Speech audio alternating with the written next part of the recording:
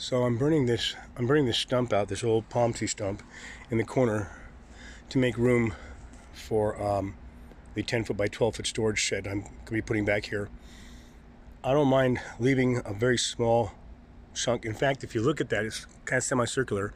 If I just can cut a V out of it so I could put the corner inside the V and actually use the remaining part of the stump as an anchor, I'll connect the frame, I'll nail the frame or whatever directly to the stump.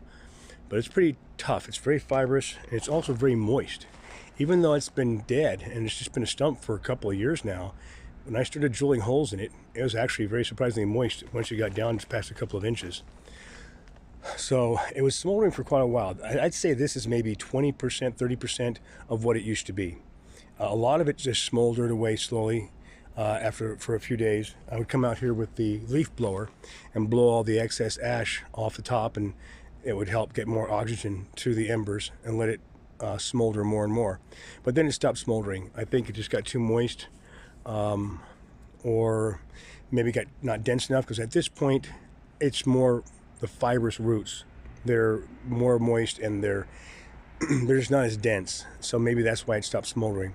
So today, or tonight, I came out here with my drill bit. I have a big 1-inch, 1.5-inch mortar bit, and I just drilled a bunch of holes around. All these holes are still flaming. You can see there's still flame in all those little holes. I drilled all the way around the bottom edge and on the top as well.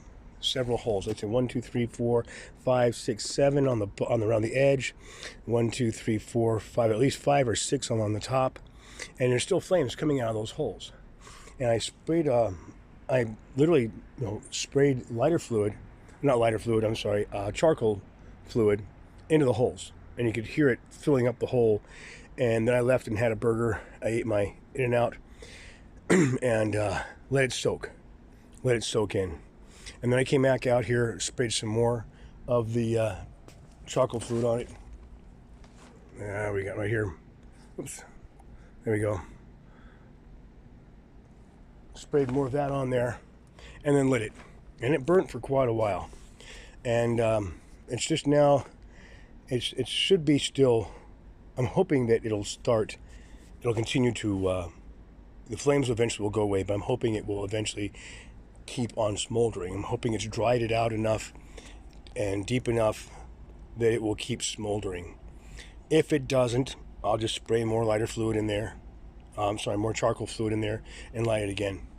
But like I said, if I can just get a V here and here, because I want the corner of the shed to be about 2 feet from that wall and 2 feet from this wall. So if I can, I don't mind having, like a Pac-Man face here, and then I can put the corner of the shed right in there, and I can actually nail the corner of the shed. Literally, I'll drill some holes through the 2x4s and put some great big long ass carriage bolts or something. They'll screw right into the fibers and stuff of the stump that's left there. That'd be a great way to anchor it. Then on this corner here, this is the corner though that needs the most anchoring. The corner that's going to be out here, because it's going to be the most exposed to the wind. So I'll be pounding 4 steel spikes into the ground. These are the flat bars that you use for setting up framework for pouring concrete, your forms for pouring concrete, and they have holes in them for nails.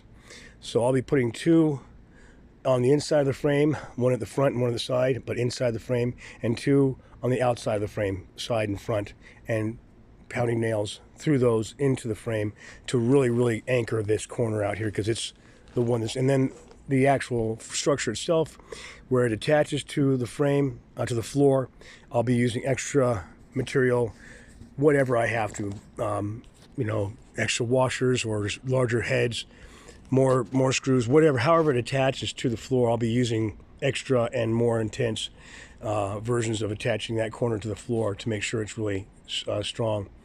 And even the framework itself, where the roof attaches to the corner of that, I'll be using whatever I can to reinforce that. So this corner, basically it's called the south, it would be called the south east corner, will be seriously reinforced, because that's the one that's exposed to the most wind. Everything else, I've got walls on these sides. I got trees right there and a two-story house there. So that's all going to block the wind from this side. So it's still flaming a little bit. We'll just see what happens. When the flames go out and it's smoldering, you don't necessarily see the smolders because they're under the ashes. And hopefully it will continue to smolder. And I'm going to finish the framework tomorrow, Friday morning, hopefully, before I go to work. Whoops, I got it. And then, and then lay it out here Saturday and start building the structure. Because if I can, I want to get all my stuff out of storage.